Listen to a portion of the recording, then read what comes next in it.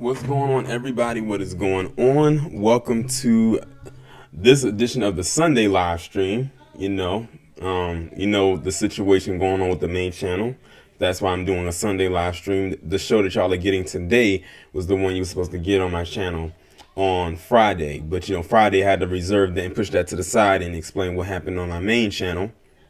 And that's why we are here today on Sunday. Of course, I gave an unexpected live stream yesterday for my review of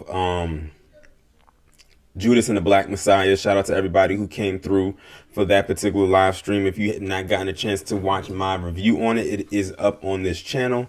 It's the stream before the one that you're watching right now. Go check it out if you haven't done so already. Let's see here. So far, we have My Sasser in the chat, Sean from the Shy, Caution 10-0, Sean, Kimberly Frazier, what's going on? Shout out to Kimberly Frazier for the Black History Month series she has going on her channel. If you have not subscribed to Kimberly Frazier's channel, I would highly suggest that you do. She's been in this space about the same amount of time as I have, and she gives great content. Let's see who we have here. Ash and Letitia, what's going on? I'm going to give some people a little bit more time to come on in before we actually get started. 007 Spidey 2 says, I hate Valentine's Day. Hold on, y'all, right quick. Hold on.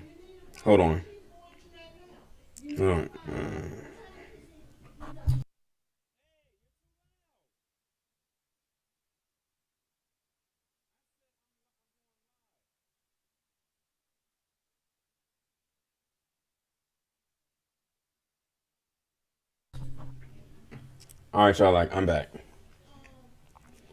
Let's see. Stephanie, what's going on? Mr. Lawrence 47s. Oh, of course, no problem, Kimberly. I really enjoyed the series. I didn't know about the people that you had talked about prior to today, but the one that you did talk about today, I had heard of him, especially when you said something about the real McCoy. Then it came back to me who you were talking about, but I forgot what he had invented, and your video jogged my memory. But I like when we do series type videos. Of course, today on my main channel, I would have put up a sundown series. But of course, because I can't upload on my video again until Friday, I couldn't do it. But what I did do was a couple days ago, I recorded a sundown series, and it's going to be a double up type of thing. So what I did was I combined two towns, because remember, I'm going into a new state. So I combined the first two towns for one video. And what's going to happen is on Friday, when the little ban is lifted on my channel and I can upload again, I'm going to set the schedule to upload that video on Sunday, since I won't be in town at the time when that video is set to upload, because I'll be coming back from where I'm heading out to. So you'll be getting two sundown series videos in one video this upcoming Sunday, a week from today.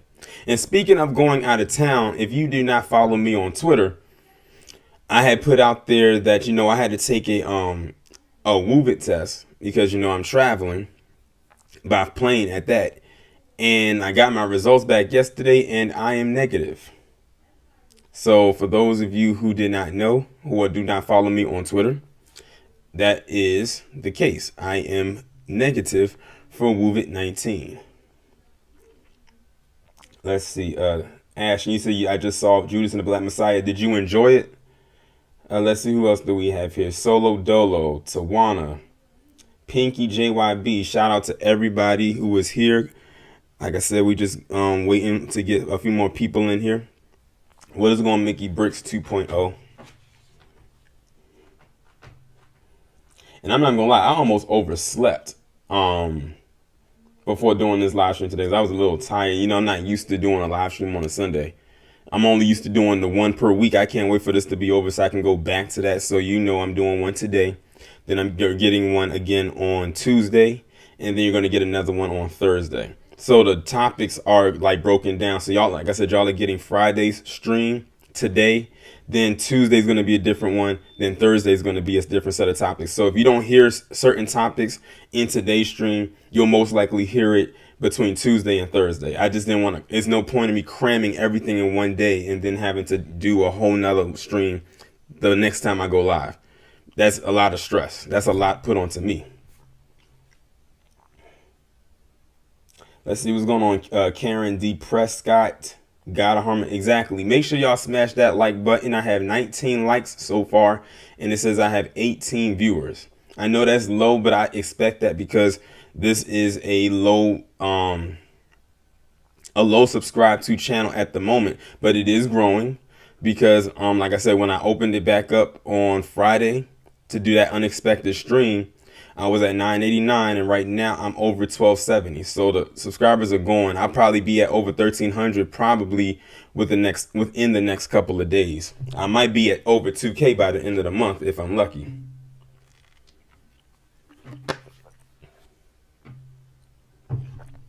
Right, 007. You said you're very lucky that Isaiah Talton, and I don't know if he's in the chat yet. He might come through. He was the one that was able to find my backup channel because I completely forgot about it. Like I said, this is my first time using this channel in over a year. So imagine if I stay consistent with it, where my subscribers would be at right now on this channel. But that's going to be the plan going forward, to use this as the live stream channel and just use the other channel for pre-recorded stuff. What's going on, Jordan? All right, before I get started, I had just wanted to talk about something that I saw that was very interesting. Speaking of my Sundown series videos, I've noticed that when it comes to these trolls, especially the PC ones in particular, and if y'all follow me on Twitter, you know what I'm about to talk about because someone had said something, and I told them I would address it on my live stream today before I got into the topics. I noticed that when it comes to the Sundown series videos, a lot of the PC trolls get sometimes upset or bent out of shape when I talk about those towns, or particular towns in particular, I guess towns that they're used to, or maybe towns that they're from. And basically the Sundown series is like a historical education piece, and it's meant mainly for black people. I really don't care if anyone else takes anything away from it. I mean, if they do, they do. If they don't, they don't. But it's really for black people. So I had one come in here today, had left some kind of long comment for a town I did for Illinois way back into last year. Now, Illinois, as y'all know, if y'all follow my Sundown series videos, was the state that I stayed on or stayed in the longest out of all the towns that I did so far in the series. As a matter of fact, they reached so far back that the town that it was on was Anna, Illinois, and that was the 15th town that I did in the series. And right now I'm currently on like town 60 and 61. Now think about how long ago that was. I was in the state of Illinois right when we was at the peak or in the middle of the pandemic or in the middle of quarantine. Somewhere in that cluster, like in that little block. And they reached all the way back there and got so upset and saying how what I'm saying is not true about the town. And I'm like, that's impossible, because everything I've read up about Anna, Illinois, and based on what people were telling me about it, everything that I found was accurate. And to be honest, I could have went even further with my research. I only scratched the surface with how racist Anna, Illinois was, and probably still is.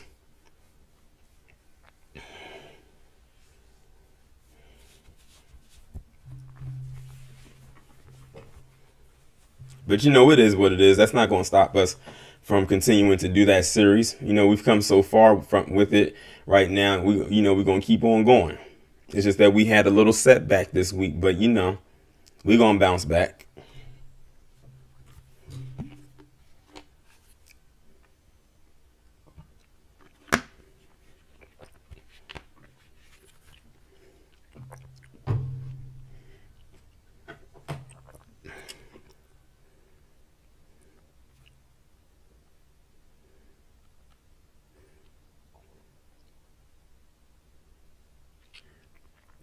Oh, let me share this stream one other place. There's one other place I forgot to share this stream at. Hold on, y'all. And once I get done with that, then we'll officially get started.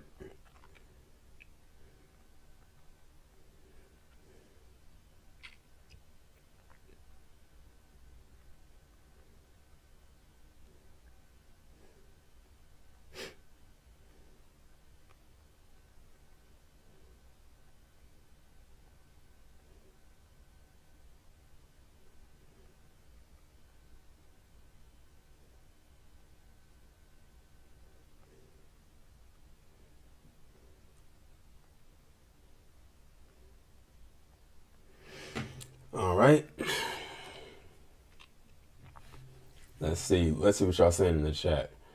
Sean from the side, you said yesterday is more like the South. John Blake said, yeah, the Sundown series videos doesn't get a lot of views.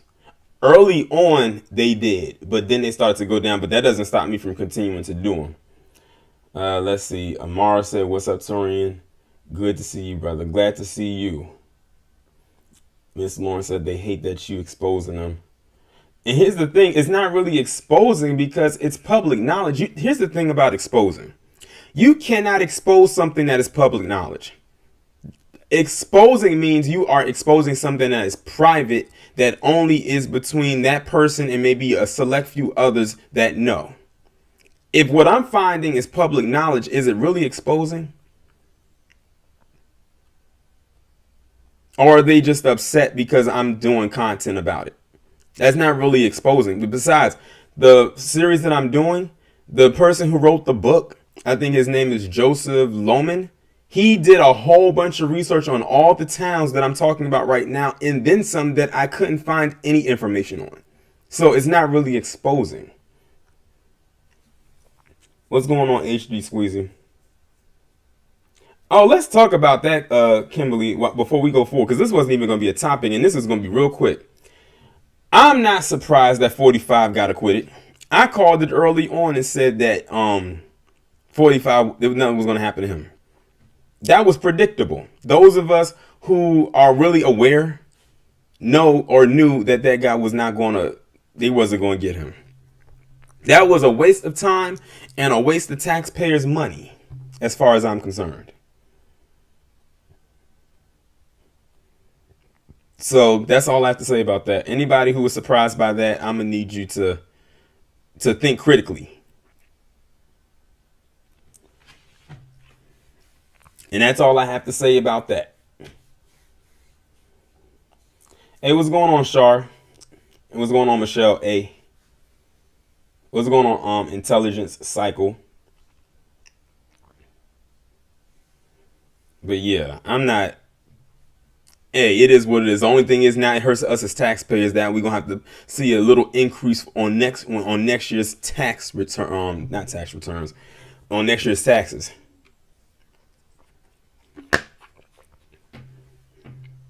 Because we know who it's not going to affect.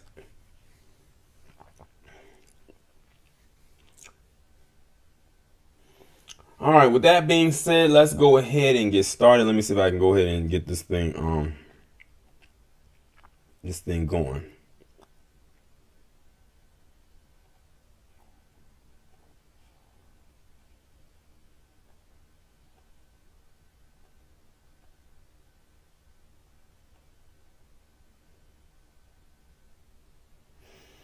All right, the first story I want to talk about with you all today is, let me get this off the screen, is Leon Spinks. That's the first topic I wanted to talk about today, Leon Spinks. And I'm not even going to lie. I used to hear the name Leon Spinks a lot when I was younger, like when I was a kid, like in sitcoms and stuff like that, especially a lot of black sitcoms. But I never knew who this guy was. I always thought he just had a funny sounding name because I'm like, who the hell would name their child Leon Spinks? But he was one of the few people that was able to defeat Muhammad Ali. And that's a small few. But anyway, on February 5th, 2021, he passed away from prostate cancer. And they said he was the only boxer to take a title away from Muhammad Ali in the ring. And this is a picture of him right here. And I think that's when he actually won that fight. And you know what it is? I had to look around my laptop because my laptop is sitting right here. Sometimes it kind of blocks some of the stuff on the screen. But let me see if I can shift this around a little bit. Okay. All right. It says, the words coming from the opposite end of the video chat on February 3rd were barely audible, but Corey Spinks, whose eyes began to puddle with tears, leaned forward, craving for more precious moments with his hero, his father, former heavyweight champion Leon Spinks. He was on a breathing machine, but he managed to say that he loved me, said Corey Spinks, an undisputed welterweight champ from 2003 to 2005, an IBF junior middleweight title holder twice between 2006 and 2010. I prayed and continued to talk with him, but I began to weep and got off the phone. Corey Spinks received a call 2 days later that his father was taken off life support. The elder Spinks, age 67, died on February 5th in Las Vegas in a hospital after a long battle with prostate cancer that spread to his bladder. And I know about dealing with a family member, losing a family member to prostate cancer, because that's how I lost my uncle. And that prostate cancer is no joke, because he got diagnosed with it in October of, I forgot what year it was. I want to say it was 2014 or 2015. It was one of those 2 years. And the doctors had said he had about 6 months to live. He was gone in less than a month. He was out of there like the following month. Like, it was like we went up to Philadelphia to go visit him because that's where he was staying at. And then we got a call from family members saying that he had passed away. It was like we just went up to Philly to go see him. And then he died, and he was the oldest brother, well, the oldest child out of all of the siblings that my mother had. And my mother had siblings on, like, my mother was adopted, so she has adopted siblings and she has biological siblings. He was a biological sibling, and he was the oldest out of all of them. But it was very unfortunate, that happened. But life is crazy. It says his wife, Brenda Glur Spinks, was at his side. He's also survived by his son, Daryl, and grandson, Leon III, who were also fighters. His son, Leon Calvin, was killed in a shooting in 1990. It seems to me that just fighting is in their blood. Like, it's just something that's passed down. Leon Neon Spinks lived a life where he overcame the odds. He became an Olympian and professional champion in a victory over an icon. He had a brand before we knew about brands. When he displayed a signature gap-tooth smile, he was missing 2 front teeth. He had such a precarious, carefree life that he became a constant punchline. Even the great comedian Richard Pryor couldn't resist with a 5-minute skit about Spinks on his Wanted Richard Pryor Live Concert 1978 album. I worked in St. Louis about 4 weeks ago, and there was about 10,000 people in the audience, and all of them MFers looked like Leon Spinks. Even the white people look like Leon Spinks in St. Louis. And hearing that right there, or just reading that, is exactly how I would remember this guy, by him being a punchline in a lot of comedic jokes or television shows. I didn't really remember this guy for his boxing, just being honest. But I'm sure people at that time knew him for that. Spinks and his 6 younger siblings were raised by his single mother, Kay. He was an anemic child who was bullied and grew up in the infamous Pruitt-Ego low-income housing project in St. Louis that was so menacing the city dynamited all 33 identical 11-story buildings in 1972. And when his estranged father did bother to appear, Spinks had to face even more ridicule. My dad had gone around and told people I would never be anything, said Spinks in an interview 40 years ago. It hurt me. I've never forgotten it. I made up my mind that I was going to be somebody in this world. Whatever price I had to pay, I was going to succeed at something. Early steps to success began when Leon and his brother Michael learned how to box at a nearby recreation center to protect themselves. Spinks quit high school in the 10th grade and worked as a welder before he joined the Marines and began an amateur boxing career where he became a 3-time national AAU light heavyweight champion. He won 178 of 185 fights. That's impressive. With 133 knockouts. The Marines, often tough for the free-spirited Spinks, helped mold him. He was very proud of being a veteran. Corey Spinks said, "You could never catch him without his Marine cap. The Marines changed his life, especially when you look at where he came from." Now, that's a whole lot more to that, but I'm not going to read the entire thing because there's a lot, and I do have other things I have to cover. But I think you pretty much get the idea that this guy pretty much had a very interesting life. But I'm sure that, if you want to read on some more, then they'll go on and you can go and find more articles about that. So let me see what y'all saying in the chat. Sean from the side, you said he beat Ali when you were a senior in high school. Wow.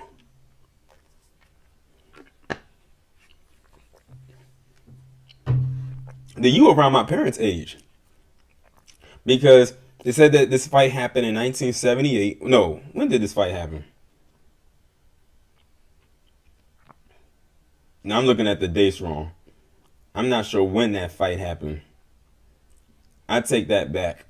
I was getting the dates confused between the Richard Pryor thing and that fight he had with Ali.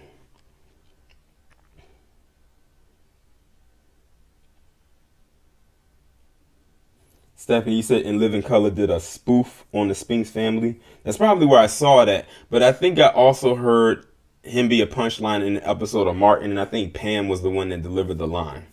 I think. I can't remember. Thanks for saying that, Jordan. If you are just coming into this chat, make sure y'all hit that like button. Do not type one word in that chat before you hit that like button. Oh, okay, cool. Then I had it right. So yeah, you around my parents' age. You probably are the same age as my parents then, because my mother, she graduated high school in like 78, somewhere around that time, or 77, one of the two. And my dad graduated at like 78. So yeah, you are like around my parents' age. If not, you are my parents' age.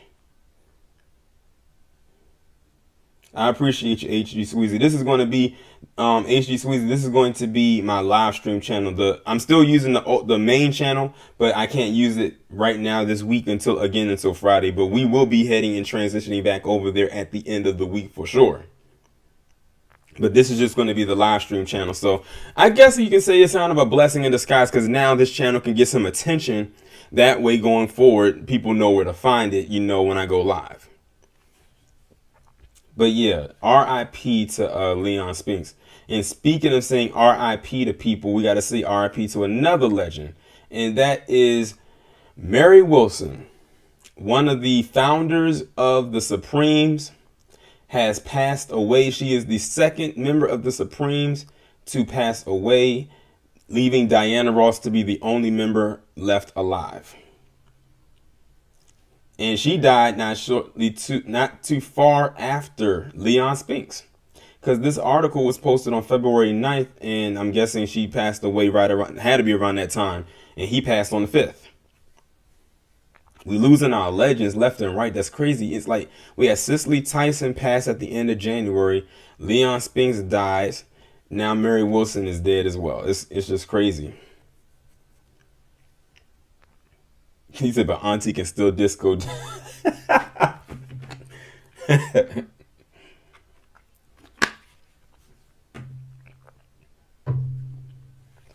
Let's see what they're saying about her. Oh man, they blurred most of the stuff out. I hate when they do stuff like that. It says, like many of his Motown mates, the Four Tops Abdul Duke Fakir was in a state of shock Tuesday, February 9th, after learning the Supremes co-founder Mary Wilson had passed the night before. Hold on. They blurred out most of the article, y'all. So I can't even read it. I don't know why I did that. Let me see if I can refresh the page. Okay. Oh, that's why it needs a subscription. I hate when it does that. The Washington Post does that crap. So I don't know what she passed from. Can somebody tell me in the comments, what did she pass away from? They said she died Monday, February 8th at the age of 76. Does anybody know what she passed away from?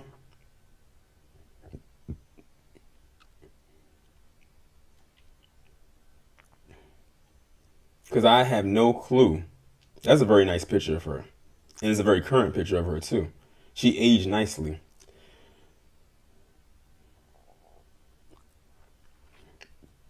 Because I'm mad I can't even read this article. I don't know if y'all are familiar with this YouTube channel called Celebrity Underrated, but they do a lot of videos about a lot of different black celebrities. They have a couple of white people in there, but especially a lot of black celebrities who don't get a lot of press, who pass on and everything like that. That channel is actually how I learned the full history about Jim Jones. Man, if I had knew about Jim Jones when I did my White History Month back in 2017 on my original channel, his ass would have definitely been up in the lineup, because that man was insane. Some people said nobody knows. Kim said that she died from cardiovascular disease.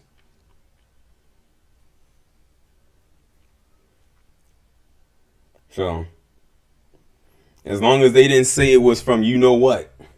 Because you know they quick to say that people die from that nowadays.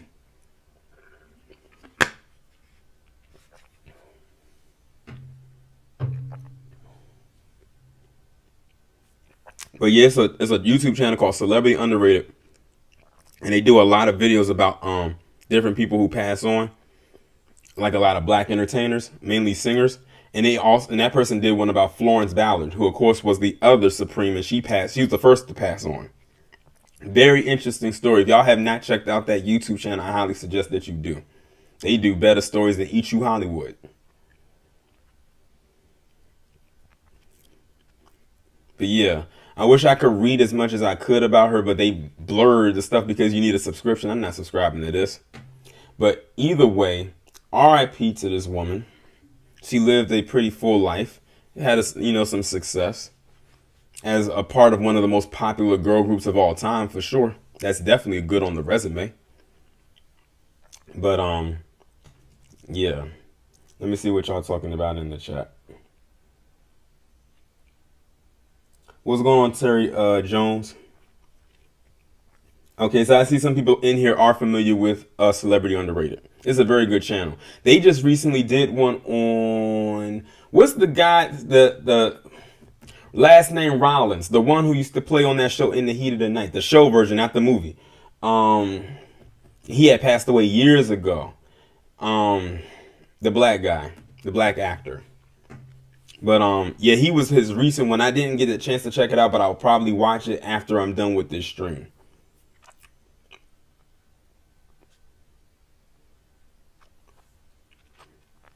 Stephanie said check out Real Black. Okay, I'll check that out as well. Howard Rollins. Thank you, Sean from the Shy. Howard Rollins. That was the latest one I think he did one on. So I won't be surprised if he does one on Leon Spinks and Mary Wilson as well. Soon, sometime down the line. He might do one on Cicely Tyson if he hasn't done one already. The person has done so many on his channel.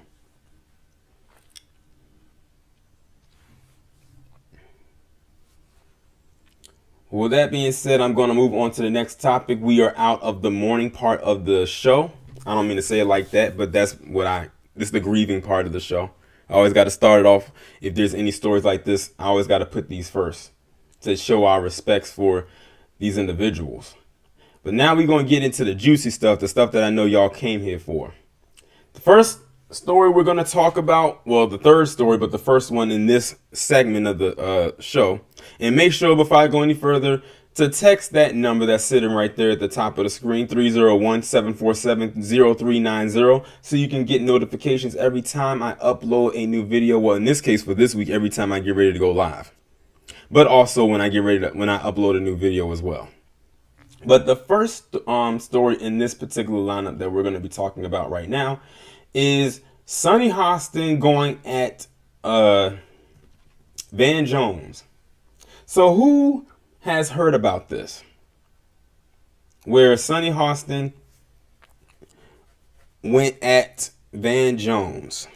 Basically for saying that he rides the fence too much. He's a fence straddler.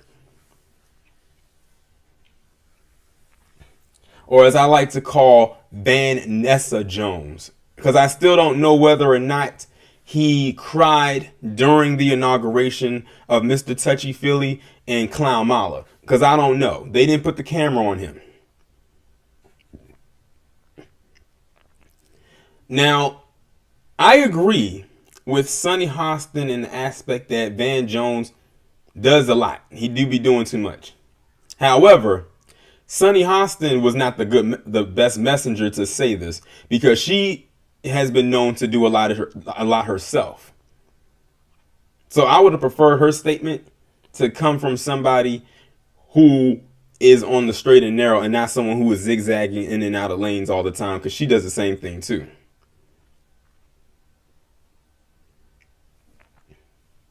Exactly, Kimberly. The pot calling the kettle black. And I wasn't even looking at the chat when you said that. And I just happened to look down and you had it. Sunny Hostin does the same thing. But let's see what they talking about. To say CNN pundit Vanessa Jones seemed taken aback when the View co-host Sunny Hostin told him many in the black community didn't trust him anymore is an understatement. Well, the same could be said about her. The same can be said about her.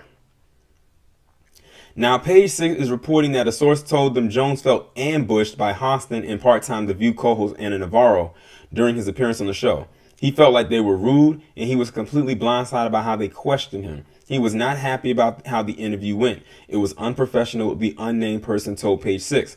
Jones appeared on the popular morning talk show on Friday, February 5th to promote a documentary called The Reunited States that he and another show's co-host, Meghan McCain, executive produced. That's probably one reason why they went at him. That would have been the reason I go at him. You working with Meghan McCain? Everybody know how Meghan McCain get down. And I think it is so tacky and disgusting of this woman to always try to hide behind the fact that her father passed on to try to give her sympathy. Like, that is one of the most craziest things that a person can do to a loved one.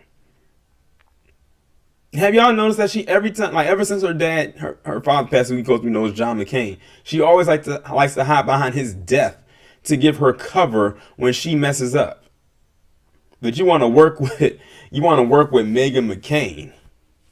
No wonder they said what they said, because I'm sure they don't like Meghan either.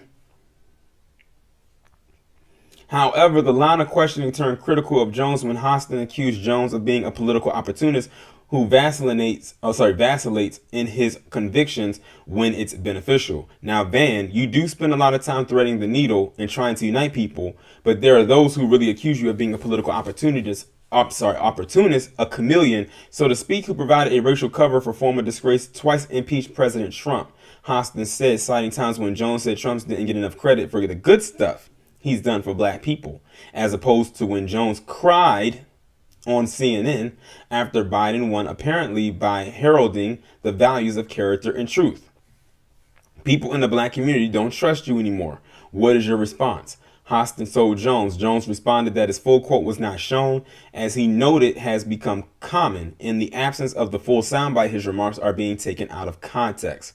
I don't think that's true. The entire quote that I said was that Trump has done a lot of good stuff. He doesn't get credit for it. And then when I went on to say the reason he doesn't get credit for it is because he's done all of this horrific stuff and it completely erases what he's done, Jones said. But what happens is social media will take the clip, but they won't show the full context.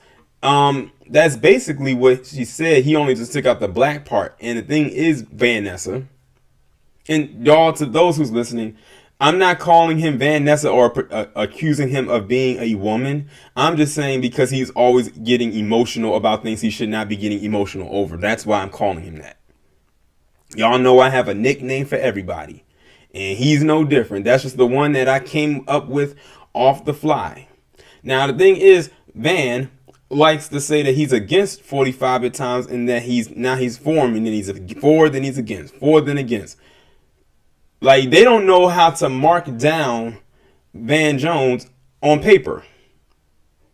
That's why she called him a chameleon. And you know, a chameleon, they just adapt to their surroundings. But yeah, Sunny Hostin, like I said, definitely should be the last one to talk when it comes to something like this. What's going on, Tina? Tina Thomas. They said Navarro agreed with Hostin, telling Jones she was right. You've lost a lot of people who trusted you and saw you as a voice because of the positions you took during Trump, Navarro said. In 2016, you and I were probably the two most vocal critics of Trump during the campaign on CNN. And then all of a sudden, you show up working with Nepotism Barbie and Nepotism Ken, also known as Trump's daughters, Ivanka Trump and her husband, Jared Kushner. And so I think there are people who wonder, and I'm one of them, how did that evolution happen? Jones told Navarro there was no evolution and that he always worked with whoever was in office to pass prison reform and free people from incarceration. If I then said we have a new president, I'm not going in there for 4 years or 8 years. It was never then about the people behind bars. It was about me.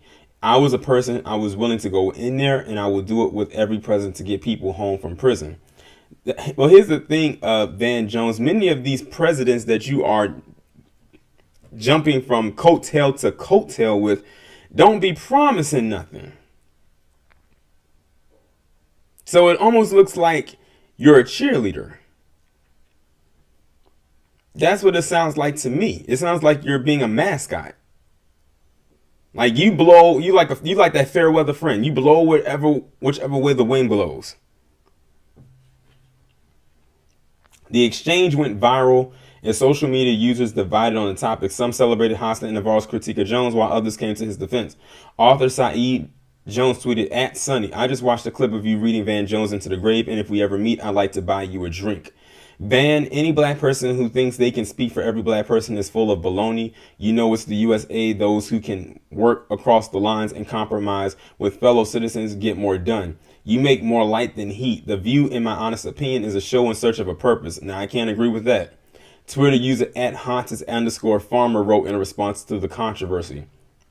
Page 6 sources told him Jones expected a friendly environment, and I don't think Megan even knew there was anything controversial about him. It was how they asked the questions that was off-putting. It was shocking how intolerant they were. The report also said a different source said Jones was livid and confronted producers after the segment. He told them, I didn't expect to be ambushed, the source said. On Twitter, Jones said the interview was evidence he and McCain's documentary was very necessary. Real trust is earned by deeds over decades. I was there to promote a film called at the _ reunited about people listening across lines of difference. Ironically, the need for the film was made more apparent by some of the co-hosts. So I hope more folks will watch it. Jones tweeted on February 8th while thanking a friend for their support. Like I said, while I agree with what Sunny Hostin said, she wasn't the right person to say it.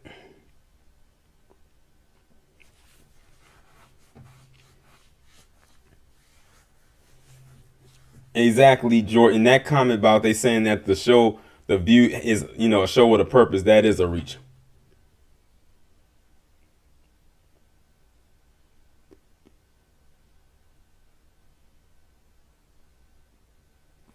That I can honestly say I don't agree with.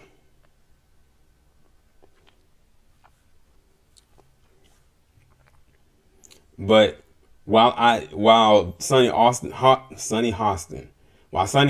was not the appropriate person to say that, she wasn't exactly wrong in her assessment. Because I and many others have said the same thing when it comes to Van Jones. Now I wonder if he cried. That's what I like to know. Do y'all think Van Jones went home and cried about it? Because he's a big crybaby. That's why I call him Van Essa Jones. I'm still trying to figure out, did he cry during or after the inauguration, because they never put the camera on him. I think he probably did, but he'll probably never say if he did or if he didn't. I just need him to stop getting on TV and crying about the most craziest things that is not worth crying over.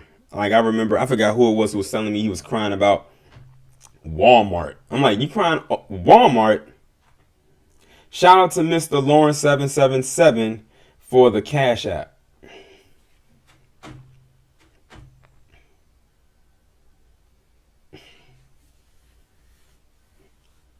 See, he said he gonna cry in the car. He probably has cried in the car. Like, literally, he probably has cried in the car. But yeah, as far as Sunny Hostin goes, right message, wrong messenger. Because she's a flip-flopper herself. So, like Kimberly said earlier, that is the pot calling the kettle black. All right, let's move on to the next story. The Coonstress.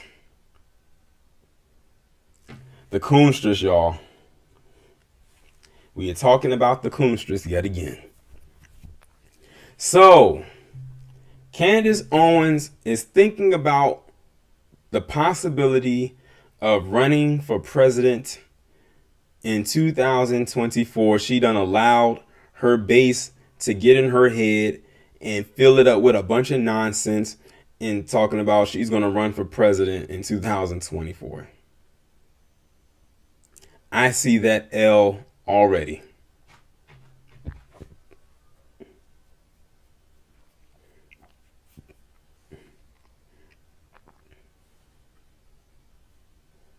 especially since there was news that came out a little while ago that, when she put out about, her child, when she gave birth and she put up a picture of her child and who came at her child, all those racists and everything like that, talking about her child and whatnot. We weren't shocked that that happened. I'm like, good luck with that, Candace. You already see how they feel about you and your child. Now you want to go into the White House and with this, imagine what they'll do then, or how they will act then. I wonder if she's gonna run off of. Nah, I'm not even gonna put that out into the atmosphere. When I saw this, I said, "Oh, this is a joke." But she's allowing her base, the same base that probably talks crap about her child, to fill her head up. They've been doing that for years, though. If y'all seen it online, they've stayed talking about how they feel that Candace Owens should run for president in 2024 because of her views and everything like that. But notice how her views are, especially when it comes to black people. That's a qualifier. So she qualifies in that aspect, but she's a grifter. But this is the latest that came out that you see on your screen about her so-called presidency run. It says she's thinking about running for president and she wants Aubrey Huff to be her VP. Yet again, she wants another white man by her side. Because I saw his picture. And I wonder if they have his picture in this article that I'm about to read. But she's a one-trick pony. And I can almost imagine how could you imagine a Candace Owens presidency? How annoying and life-draining that would be?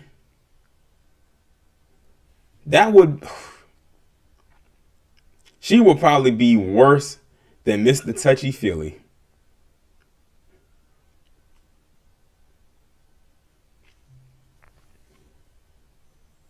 But let me go ahead and see what they're talking about.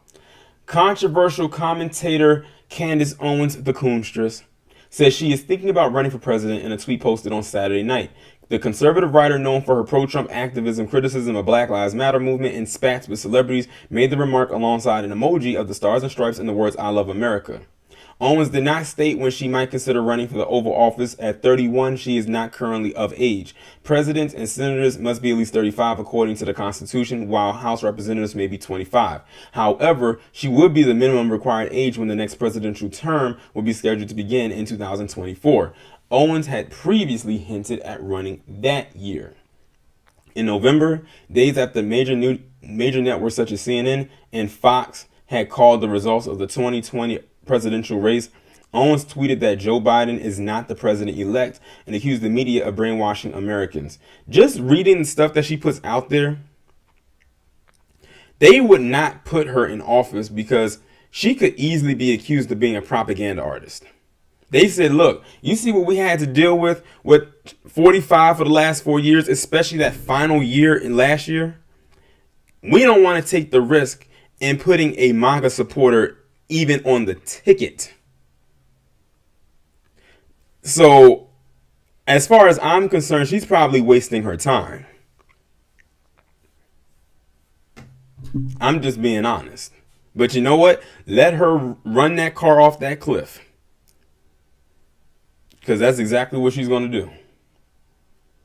Boxer Devin Alexander picked up on the post asking what's going to happen to this one, Biden, after Trump is out of office.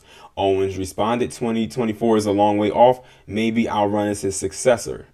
Aubrey Huff, a former MLB player and vocal Donald Trump supporter, has volunteered to be her running mate if she does. But see, here's the thing. A lot of these people like Candace Owens and this Aubrey Huff, they're going to be running off of 45's policy. Which means they're not going to be really running on anything of their own, in my opinion. You're just running off of leftovers from a prior president, which would have then been 2 presidents ago by the time that comes up. If it happens. So people are going to ask, what will your policies be? Not what 45s are. Not you hanging off of what he did. And just reading that passage that I just read, that's what's happening. They're hanging off of his presidency without bringing anything to the forefront of what they're doing. Because everybody knows how much of a supporter Candace Owens is of 45. Seemingly, on paper. But can you carry that into your own presidency? Because it's supposed to be you as president, not 45 2.0.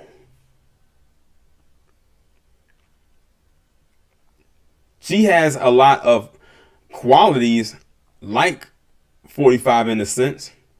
But the thing is, if people are fatigued of 45, will they want someone who is just like him back in there? So it'll be interesting to see how her act, if it does clean up by the time, if she does run. Let's see. If you do it, I'll be your VP, he tweeted in a response. He says, less than 2 weeks ago, Huff speculated that Trump would become president again before June. Trump is president in 4 months. He tweeted in response to a conservative comedian asking when they thought now VP Kamala Harris would become president.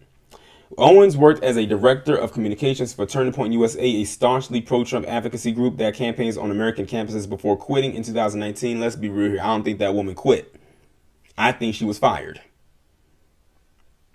She shot to prominence as a right-wing favorite with her YouTube channel Red Black Pill, a Matrix-inspired men's rights subreddit name. She consistently criticized liberal groups and touted Trump's presidency in her videos with titles such as WTF, Black Lives Matter has a list of demands for white people.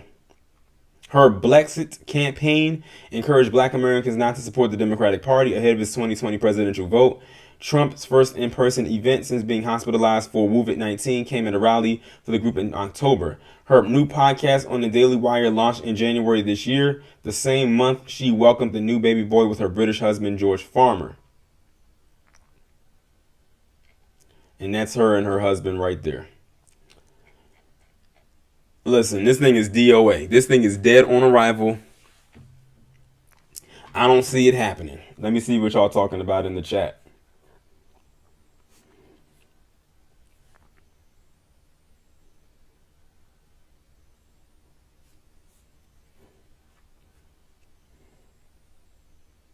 Jordan said they don't love her like that. She obviously doesn't know jack shit about white supremacy. They don't want their own white woman as president, so why the fuck would they put her black ass in there? Exactly. And she's a whole traitor. Remember, I just did a video on Judas and the Black Messiah yesterday. Candace Owens is a female Judas. Like, for sure. Like, there's no questioning that.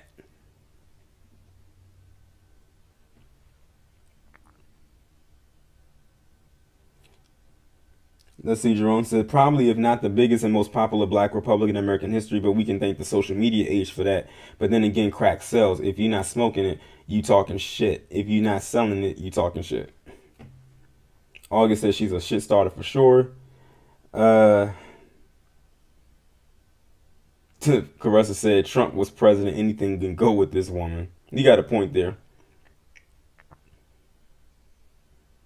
See, the thing is, she's going to bring in the talking points that she has now as just a citizen. Because that's what she is. She's just a citizen with a blue check mark on Twitter. She's going to do the same thing that she does online into the sphere of the presidency, so to speak. If she even gets that far. And I don't think she's going to get that far. But wishful thinking, but we'll keep our eye on that. But, if she, let's just say that she does try to run for president. That fall on her face is going to be grand. Because that's exactly what I believe will happen. But I don't want to jump to conclusions. We got to wait and see what happens when that time comes. It's still 2021. Let me move on to the next story. All right. So, I feel like I don't even have to ask y'all if y'all heard about the Gina Carano story. Let me see if I can move this over a little bit. Okay. So Gina Carano is a former MMA fighter turned actress. I first saw Gina Carano in the movie Deadpool, the first Deadpool movie that came out back in 2015. That was the first time I saw her in anything. And then I didn't really, see her again until she was in The Mandalorian, where she played the character of Cara Dune. And outside of the show, Gina Carano was very, very vocal about a lot of different things. Probably a little too vocal, but vocal nonetheless. Like, I can't even count how many times she's come up in some controversy due to stuff that she's posted on Twitter. And people trying to get her off the show. Especially since it's a Disney show. Star Wars. And her latest tweet was the last straw for Disney. I forgot exactly what she posted, but I know it has something to do with the J community and Nazis and politics. And they basically said, okay, we tried to give her some cover. We talked to her. She didn't listen. Gina Carano, you and your character are now off the show. And not only are you off this show, but we're not going to allow you to work for anything Disney related ever again. So that means she can't even do anything for any Disney property. Not just being off Star Wars, but she just can't come back to Disney at all. Like the mouse done kicked her out of the castle and locked the key and sent her on her way. Now there was a mixed response. Like some people saying, oh, she's now a victim of cancel culture. And some people are saying she got what she deserved. For me, it's in between. It's a combination of both. It's a combination of, I could see kind of where she was coming from, but I also see why she got fired. Because it's like, when you think about what she said, a lot of people did take out of context what she was saying. However, how she said it was not the best way to say it. Basically, she could have worded her text differently from what she said. And I understand at the same time that Disney had to give her the boot for what she said, because they do have a quote unquote family friendly brand to maintain. But I did hear also that they said a lot of people quote unquote said that they're going to cancel their Disney Plus subscription. First off, I don't believe many of those people are going to cancel it, because a lot of these Marvel shows is about to be coming up on Disney Plus. They about to get that thing right on back, unless they got a fire stick of some sort that they can watch it and bypass having to pay a subscription.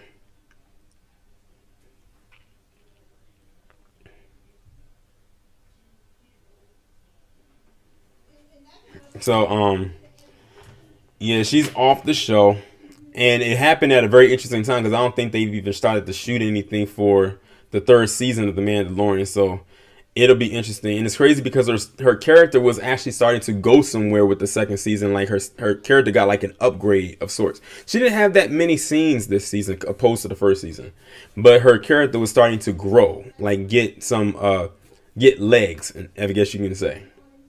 But I'm gonna go ahead and read the article and see what they're talking about.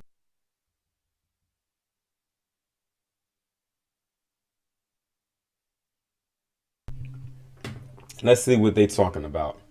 MMA icon and actress Gina Carano was fired from the Disney Plus show The Mandalorian earlier this week after sharing an anti-Semitic social media post. On Wednesday, Lucasfilms announced that Carano, who played the popular Cara Dune, was no longer employed by the company. Gina Carano is not currently employed by Lucasfilms, and there are no plans for her to be in the future, a Lucasfilm spokesperson said. Nevertheless, her social media posts denigrating people based on their cultural and religious identities are abhorrent and unacceptable. That post, which has since been deleted, compared the treatment of conservatives and Republicans to that of Jewish people during the Holocaust.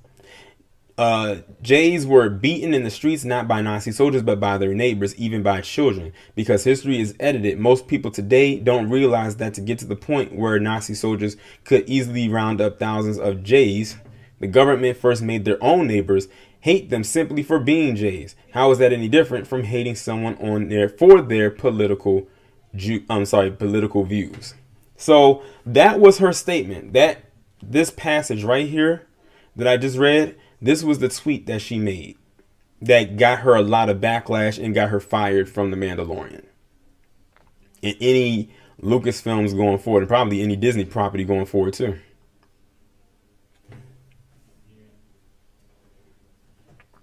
Good point, Vulcan. He said a lot of people saying they were canceling their Disney Plus probably didn't even have a subscription. That's a very good point. They probably just said that just to say it. Because I remember I was looking at different posts online, with Disney Plus and everything like that, because they were advertising how now that they're putting the Brandy version of Cinderella on Disney Plus for streaming, which I think they did this last weekend. I looked on the post, and almost every comment I saw under that post had nothing to do with people being excited about them putting Cinderella on Disney Plus. It all kept saying hashtag cancel Disney Plus. I'm canceling my subscription. Rehire Gina Carano. That's all I saw up and down for hundreds and thousands of comments. That's all people kept saying. That's it. And the thing is, the post had nothing to do with this.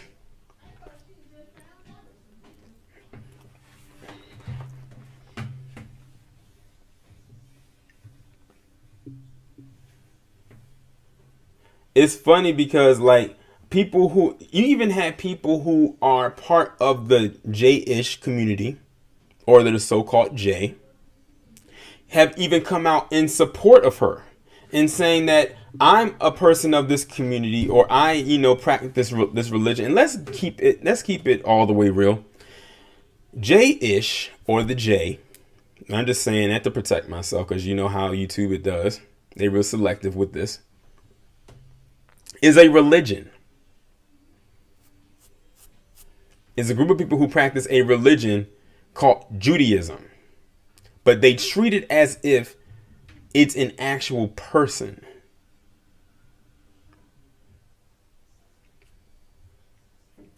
And I think they're the only group that does that. Well, the ones who practice it anyway. And a lot of the people that are outraged behind this don't even practice Judaism themselves. That's the interesting part. Imagine me being that upset. As far as I'm concerned, like Quest X said on Twitter, he said he's enjoying this dub on dub crime, or this dub on dub infighting, or as I like to call it, PC on PC infighting. Because those are the main ones who are upset and are mad. Now, one thing I did ask on Twitter is, will they make Gina Carano go on an apology tour like they did with Nick Cannon? I think that's a pretty good question to ask. Are they going to make her go on an apology tour like Nick Cannon did? Make him grovel and beg for his show? I doubt it. I doubt they're going to make her do it. I doubt they're going to have her join some kind of alliance like the video that I did last week.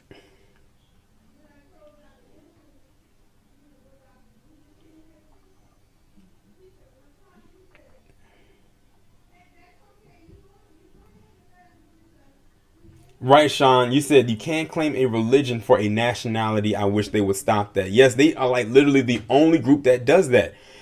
I have my issues with Christians, but even they don't do that with Christianity. You don't see the people who practice Buddhism do that, or any other religion that's practiced out there. Only they do that. They treat their religion as if it is a nationality. Some even as an ethnicity. Like, you'll have some of them say, I'm not white, or you're not white, you're Jayish. I'm like, what? Like, make it make sense. Like, I'm lost. It's selective outrage, 007 Spidey 2. When you mentioned Mel Gibson, it's selective outrage is what it is. Like I said, I don't condone what she said. How she worded it is what got her caught up in this. Is how she worded it. But the question is, was she wrong? And a lot of people don't want to admit whether if she was wrong or if she was right in her assessment. They're just mad because of the comparison that she made and how she worded it. Now, I wonder if Gina Carano did this talking about slavery, would she still be working for Disney? Would Star Wars, would she still be on the Mandalorian cast? I asked that somewhere, I never got a response. Because even they know what the response would be. She would still have a job.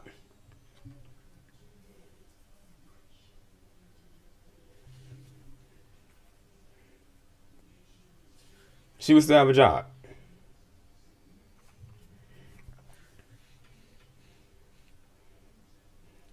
Let's see here. They said whether or not the Nazi Germany post meet a personal bar for anti-Semitism is something others can quibble over, but at the very least, it was a really dumb, incredibly offensive, and totally thoughtless thing to share. This isn't the first Valve social media post Carano has made. In the past, Carano tweeted election fraud claims, made transphobic jokes, and mocked mask mandates. Carano's and I know what they're talking about when they say the T-phobic. That's when she started to with the whole pronoun thing, and that's why she put beep, bop, boop or something in her bio, because pronoun Twitter. Man, that pronoun Twitter is something else.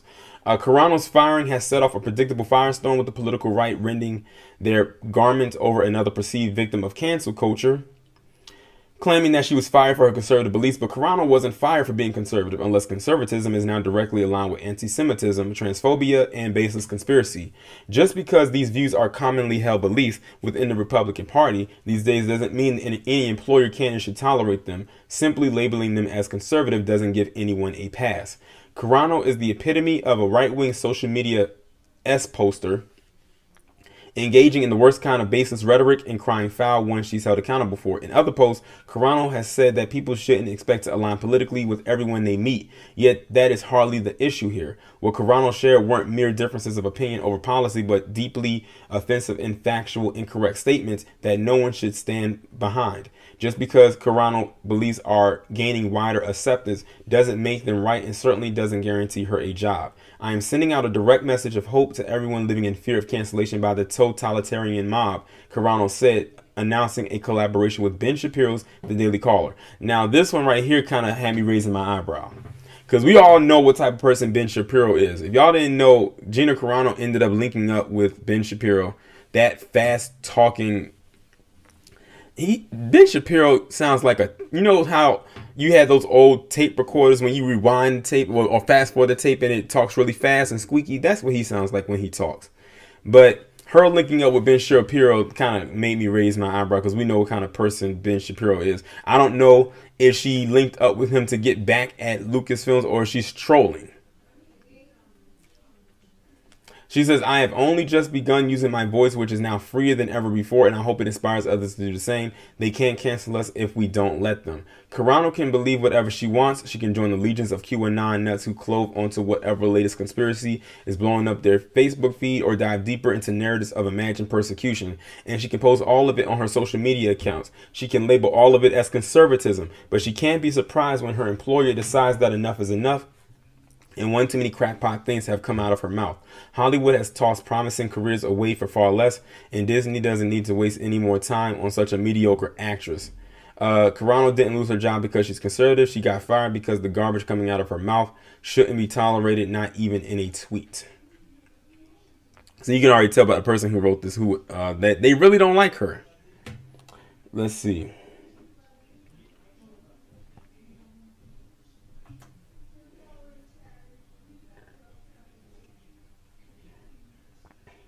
That's the thing, Ashton. Like I said, people treat J-ish as if it's a race, a nationality, or an ethnicity, and not as what it is. And it's a religion based on Judaism, the Judaism religion.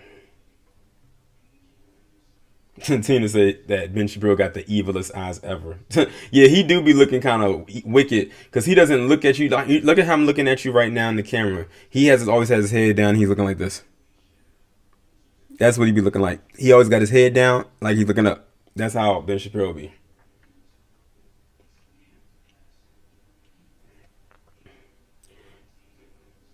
Ashton said, I heard she was talking ish about BLM. She probably was. But then again, who isn't?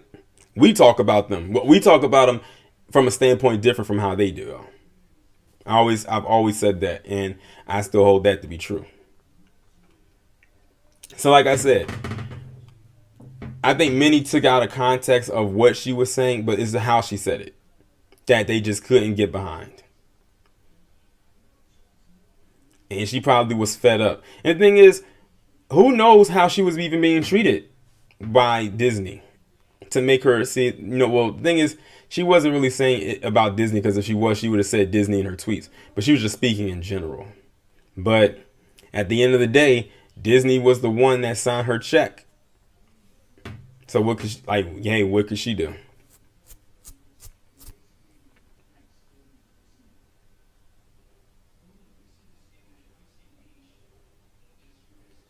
007 said at one day she's a part of the Academy.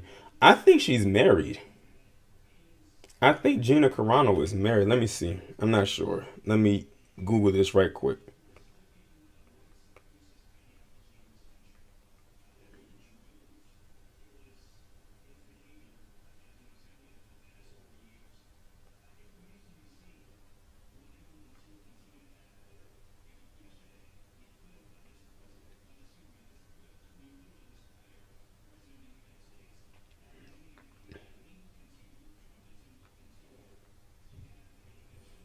Well, it said that she had a then boyfriend who was a Muay Thai fighter. His name was Kevin Ross. They said then boyfriend, so I'm guessing they're not together anymore. Or then boyfriend could mean that she's married to him and now he's moved on from being boyfriend to husband. But I don't know. I don't follow her personal life.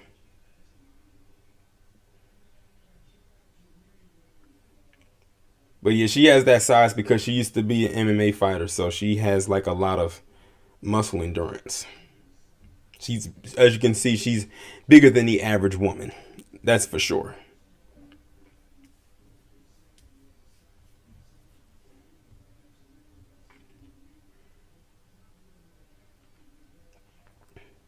But yeah, that's pretty much the Gina Carano story. I just wanted to get that out there because I just said I had some things to say as it pertains to this, and something tells me this won't be the last we hear of her. Something tells me she's going to 007 Spidey is convinced that she he's convinced that she is, but I don't know. Like, how about a 007 Spidey? How about this? How about you go up to Gina Carano, like you find her, and you ask her that same question you asked in this chat, and when we're done scraping you out of the wall and bringing you back to life, we'll ask you, how did that exchange go? I mean, we'll see it, but we'll find out for sure how that exchange went. What's going on, Underrated Darkness? And yes, exactly, Jordan. If y'all have not hit that like button, make sure that y'all do. And donate. The Cash App is available. $ Torian Rain. All right, let's move on to the next story. I only have 2 more stories to go. This was going to be the last story, but then there was another one that came up that I wanted to talk about. Oh, y'all knew that this one was coming. Y'all knew this one was coming. Y'all knew it was coming.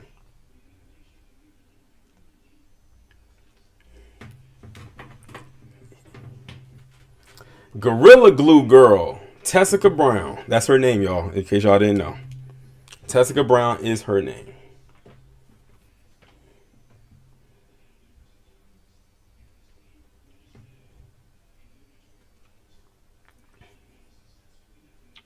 So, I don't have to ask anyone in this chat if you heard about this. This story, let me tell you something right now. This will probably be the only time I address this story on any channel, whether it's this one or my main channel. And I purposely saved this commentary for the live stream because I really want the interaction with my audience with this one. See, even Aunt Sean from the Shot says she is sick of seeing this woman. Listen, this will be the only time I'm going to address her on my channel. The only time, I promise you. So this is Tessica Brown right here, and the thing is, I was trying to find an article to look up for her, but I said an article just won't do. So let me just pull up a collage of pictures of her. I just put in, you know what? I actually did type in Gorilla Glue Girl into the search bar, and these pictures came up. I kid you not. It's right here. Let me see if I can move it over a little bit so y'all can see. Hold on. See? Right there at the top. Gorilla Glue Girl right there. There it is right here.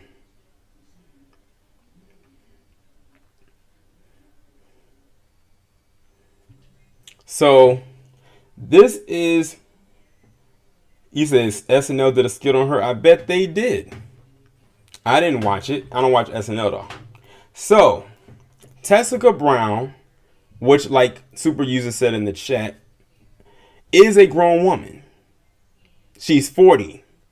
She is 40 years old. She's not 20. She's not 14. She's not even 30. She's 40. Pulling this stunt. As far as I'm concerned, it is a stunt. So she thought it would be a good idea to get something called Gorilla Glue and put it in her hair and slick down her hair. Like, you see how I got this silk do-rag on right now? That's what her hair looks like, or looked like. That's what she decided to do. Gorilla Glue. Now, there is a product called Gorilla Snot. It sounds disgusting because of the word snot, but it is actually a gel for your hair. Now, apparently, I think they said that she was using this Gorilla Snot, but she ran out and she went out to go get some more. But I guess she couldn't find it, allegedly, and picked up something called Gorilla Glue. She took the product, put it in her hair, slicked it down, put it in a ponytail. And she says a couple weeks went by. Now, how interesting that the minute I get to talking about the Gorilla Glue girl, my view count starts to go up. That's what y'all was waiting to see? I mean, hey, it is what it is. She puts it in her hair. A couple weeks go by and she realizes that it's still slicked down. She has no new growth. She has nothing coming out to indicate that her hair is growing. And she's trying to figure out why that is. She doesn't know. Or so she says. So she gets on camera and she talks about this product called Gorilla Glue. And then she has an epiphany, an aha moment, and realizes that what she put in her hair was not meant for her hair.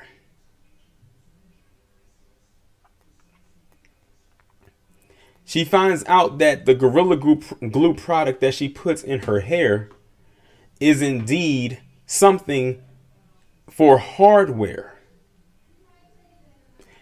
That Gorilla Glue that she bought is supposed to be for hardware, like glue, actual glue, to put stuff together. Now I'm trying to figure out, how is it that she went and got this Gorilla Glue and got it mixed up with what she was supposed to get? Because I highly doubt that they will put this product in the hair product section. They will be very careful not to do that. Furthermore, and Nicole is about to go live right now, and I see in the notification she's about to talk about the Gorilla Glue girl as well. But how do you put that in your hair and not read the label? Whenever you get ready to put something in your hair, especially if it's something you don't know what it is and it's like new to you and you've never used it before, you always have to read the label. Tonda says she knew. She probably very well much didn't know, because some people are accusing her of saying that she's faking the funk, to do shit, that she did this for money and attention. Like, people are saying that that's what it was. So, she put it in her hair, it's slicked down, and it's stuck. Like, it's stuck like that. She kept trying everything. She kept trying to wash it out. I think they said she tried to grease it out. She tried everything. Her sister tried some stuff. Everybody tried something with this woman. And nothing worked. Nothing. She even went to the doctor. And they was like, I don't know what you want me to do with this. I'm not sure what. Like what to do. Well, eventually, because the ponytail that she had in her hair, that was like an attachment. It wasn't her real hair. That ponytail was an attachment, but the attachment is glued to her hair. So she couldn't even take the ponytail out. So they eventually had to cut. They probably had to use some shears. They had to cut that ponytail out of her hair. If you look on the screen right here at this picture that I'm hovering over, that is what her hair. Let me see. This is what her head looked like when they cut the ponytail out. Are y'all looking? This is what the back of her head looked like when they cut the ponytail out of her hair.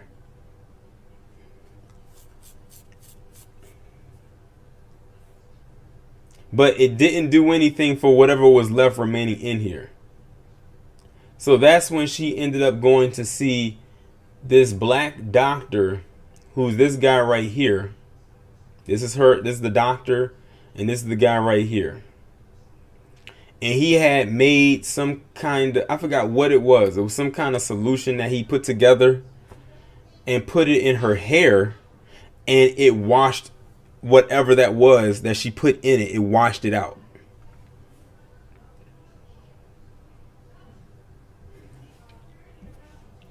And she, of course, you know, she went viral. She got a lot of people followed her. She got verified on Instagram. Listen. And, you know, they show a video of her on a table crying and everything like that. Probably crying at her own stupidity. You know, she did all of this for attention, but she probably didn't expect for it to go this far. But she's probably glad it went this far, too. Because guess what else she tried to do allegedly? She allegedly tried to sue the company. She allegedly tried to sue the Gorilla Glue company. I'm like, you can keep that little lawsuit that you think you're going to put into motion, because they're going to laugh you out the courtroom if you even make it to the courtroom.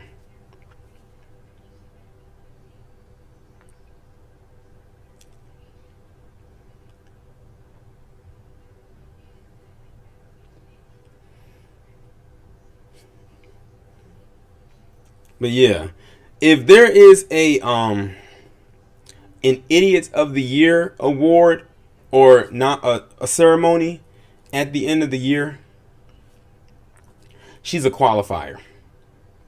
And she's not the only qualifier. Let me see something else. Let me show y'all something else.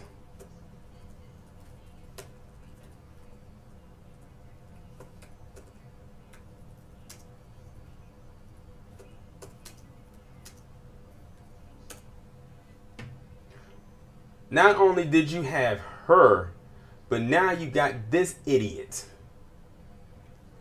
right here.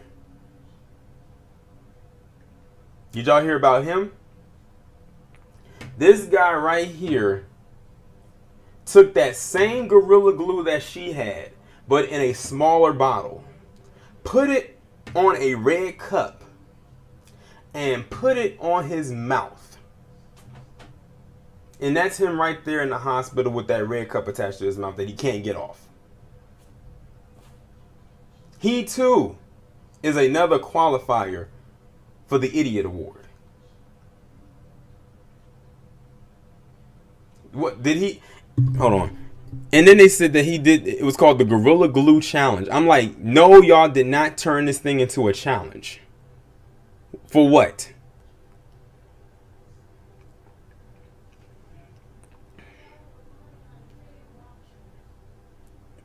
Y'all, 2/3. 2/3. Yeah, Sean, he's the one that glued his mouth to that red cup. I guess he wanted to see if it was true. Why would you even test that?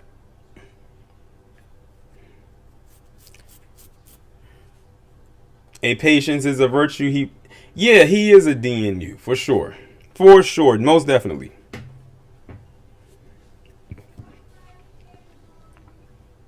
Solo though, he said embarrassing. No, he ain't embarrassing me because I don't know him. I don't know her. I don't claim them. If this is a trend, it needs to end today. Like for real. Or end whenever this happened.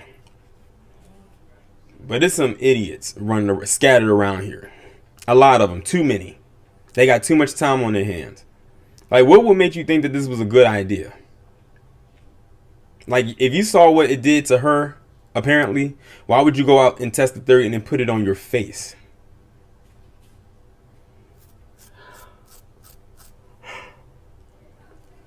But yeah, let me move on to the last thing I have to discuss. And like I said, this was the last topic that I had for today.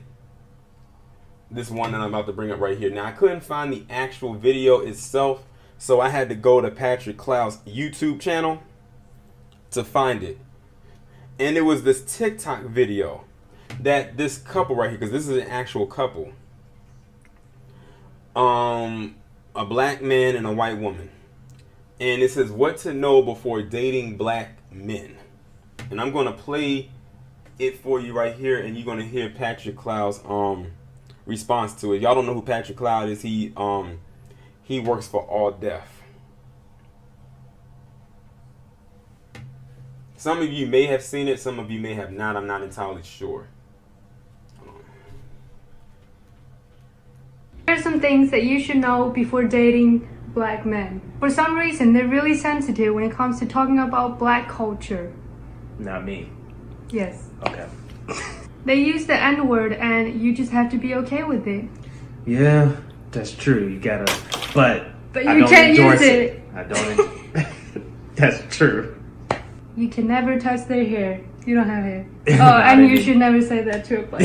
I can't tell whose idea this was. Could have been either of them. What was that? During Black Hit, are you crazy? During February? Also, she didn't say any lies. Those are all true statements. But what was that? Was that a tutorial for white women?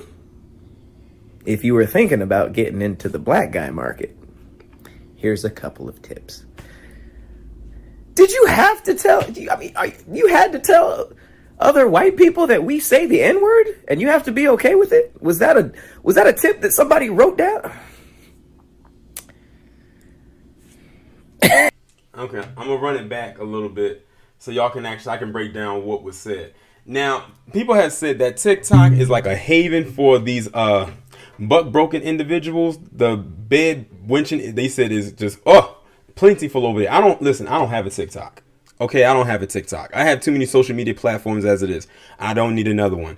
And I'm not really into TikTok like that. I mean, some people have some funny content and others is like this. But I actually saw this video on Twitter a couple days ago. And then I saw it again right here. And I'm like, huh? And this is going to go into a narrative after I break down what they said, not his response, but what she said anyway. I'm gonna break down again because I think I've talked about it again. What this is like the dark part or the dark side of IR dating, because this is an actual couple. These two right here are actually a couple. They're not just doing this video as a skit. They're an actual legit couple, and they actually on their YouTube channel did a response to this video that went viral and how people came at them, and then they did a video explaining it, and people went in on them again, like how they tried to break it down. It didn't make sense, and people went in on them some more, and rightfully so. Here are some things that you should know before dating black men. For some reason, they're really sensitive when it comes to talking about black culture. Now listen to that part right there. She said, here are some tips on what is like to know about dating black men. She said, for some reason, they get real sensitive when it comes to talking about black culture. The key word there is sensitive. She told on herself in that regard. Why would we not be sensitive when it comes to talking about our culture? We know what our culture is capable of. We know that we have a very rich heritage, and everyone bites off of it. Some of it is willingly given away, unfortunately. But she said for some reason, when she said for some reason, it's almost like she's trying to figure out, why would you be sensitive about black culture? For what? It's almost like she's dismissing it. Like, why would you be sensitive about that? For what? She basically is saying that it's disposable. Let's continue. Not me. Yes. Okay. Now notice he came back and said, not me. And also listen to this tone. He sound like he ain't got no bass in his voice. Not me. That's what he sound like. Not me. So you're not sensitive about your culture, so you just basically let anything slide, is what he's saying. And let me just also say this, because a lot of people always try to accuse me of saying, oh, Torian, why don't you ever talk about the black men that be in a relationship with these Beckys and the stuff that they be doing? Look at what I'm doing right now. I could have easily left this out, because like I said, this wasn't in the original lineup. But I could not ignore this. I could not ignore this. Like I told people before, this is an equal opportunity channel. Everybody gets it over here. And especially on that main channel. It's the N-word and you just have to be okay with it. Yeah, that's true. You gotta... But you can't use it. Now she said they use the N-word and you just have to be okay with it. But don't you use it. How much you want to bet that she probably has used it? Maybe towards him. And probably, hell, maybe when they're having sex. I don't know. Let me run that back. Hold on. I got to peep around this thing so I can get this thing correct. But you I don't... Hold on.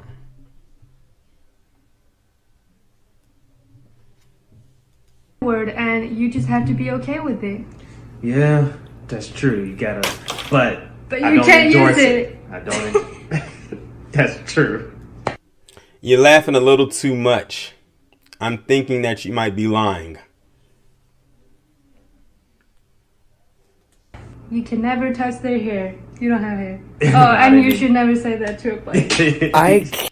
Okay, so that was the end of it. She said you can never touch the excuse me.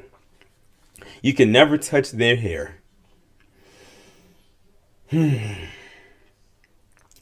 Okay, we've already gotten the breakdown. Now let me give you my assessment of why the dark side of IR dating. One major thing is you have outcomes that look like this. Like I said, this is a real couple. How I found out is I typed that what to know before dating black men into the search bar, and their channel popped up like near the top of the screen, and I went and clicked on the video to see if they did any updated videos pertaining to this, because they don't have this actual video on their channel. It's on their TikTok, but they did a response to it. That video, when I last saw it, had 60 likes and 68 dislikes. So a lot of people disagree with it. And when I was looking through the comment section, one thing that stuck out to me is an issue that I have when it comes to IR dating, is that a lot of the times many people who are in these relationships with people outside of their race, they go above, and this goes for the man and the woman. Let me put it this way. It goes for the black man, the black woman, as well as the white man and the white woman. When it comes to like black men and black women, they'll say, oh, here's so-and-so, my white whoever. When it comes to white people, it's like, oh, I can't be this because my spouse is black. My kids are black. They notice that they both do that. They both throw the race thing in there to try to save themselves from their own ignorance. And they did that quite a bit in their response video to this. They kept saying, oh, he's black. Oh, she's white. Why do you have to specify that what your race is? We can look at you and clearly tell what you are. We're not blind. But they do that a lot. And I find that a lot of people in those type of relationships do that often. It's like, are you trying to prove a point? Like, what point are you trying to prove? Like, we can clearly see that you are in an interracial relationship. You don't have to remind us that you are. And I also sometimes feel like they're doing that on a slightly arrogant scale. Like, hi, I was able to get someone outside of my race and everything like that, and you couldn't. Okay.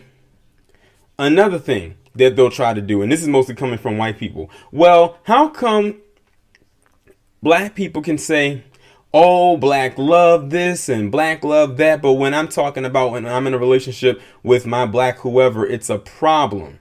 Well, see, here's the thing. It's a more of a historical thing. When people talk about black love, it's because it's not as promoted as heavily. And it's also for people in the mind preserving the black family. When they do it, it almost looks like it's fetishism. And it kind of is. I'm surprised that she, in this video, did not go and start talking about a certain region. I'm not going to say it, but y'all know what I'm talking about. Because I think I did a video a while back when I was talking about or breaking down an analysis video like this, and you had them talking about private parts and everything like that. That goes into fetishism. At that point, you're not talking about the person, you're talking about what they can offer to you sexually. And I don't know if you noticed, but you don't need to be in a relationship for that.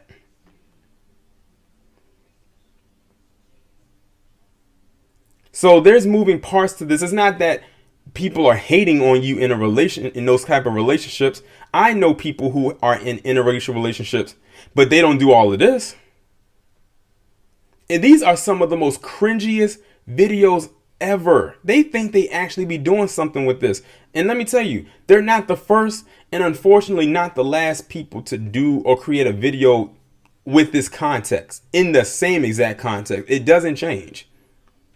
They're either going to be doing something like this or they're going to be talking about something sexual. Like, this video could have went in a whole nother direction that could have actually been watchable. But like all the others, it was very cringy. And then when people like us call it out, then we're hating. This isn't hating. I'm not hating on their little relationship. I'm not. Hey, like they say, be fruitful and multiply, do what you do. But I'm sensing a lot of self-hate coming from this guy. Because it makes you wonder what is discussed when they're not in front of a camera. Now, this is one TikTok that I've seen from them. I don't know what the others are. I really don't care.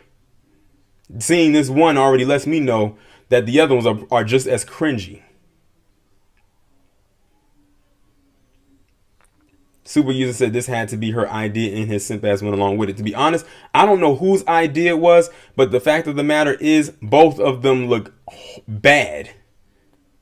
I don't know who looks worse. They both look bad.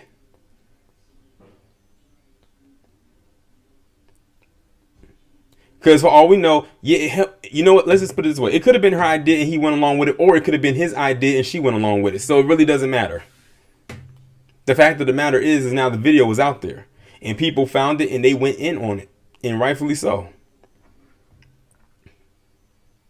And it's almost like when you think about it, she says what to know before dating black men. It's almost like she's giving a list.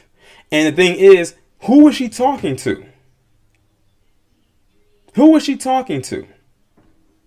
I'll give you a hint. She's not talking to other black women.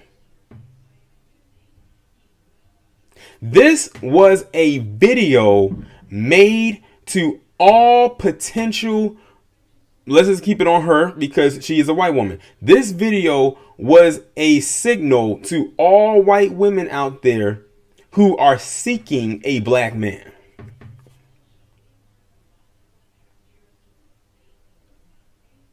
Somebody block Sean Henderson, please, because he's trolling.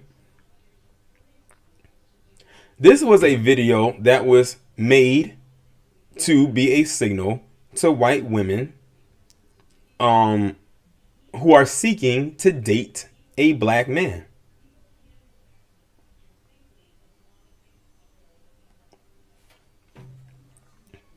You could tell when she said what to know before dating black men. And notice she gave some of the lowest basic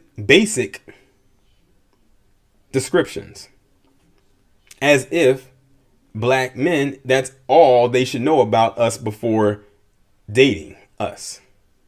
Like it makes it almost seem as if black men are very shallow and we don't expect much out of a spouse. So really, black men should be insulted by this, not applauding it. But of course, you'll have some out there that will applaud it because, you know, look at who it came from.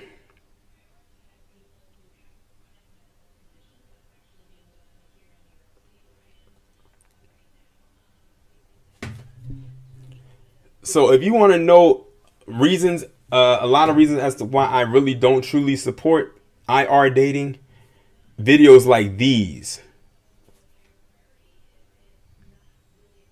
And the crazy part about it is, there are videos out there that are worse than this.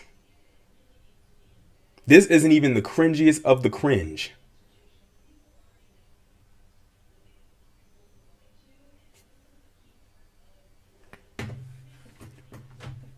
Right, Solo Dolo. Only a court gesture would applaud this. They would find this flattering. Like the fool in this video found this flattering.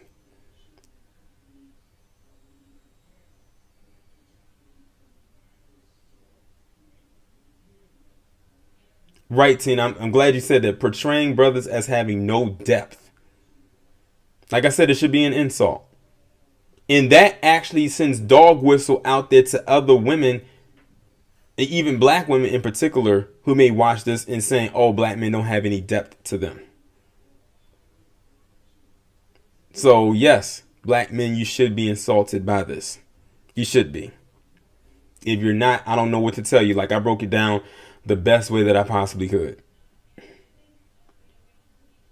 Because black men are more than what they put in this little 15-20 second TikTok video. And to the women out there who are dating black men, you should want more out of your man besides what they said in this video. Because it's like, if that's all that's the offer, then who are you dating? Who are you messing with? Who are you married to? It's almost like they trying to say black men cannot evolve or have no elevation to themselves. Like, that's just it.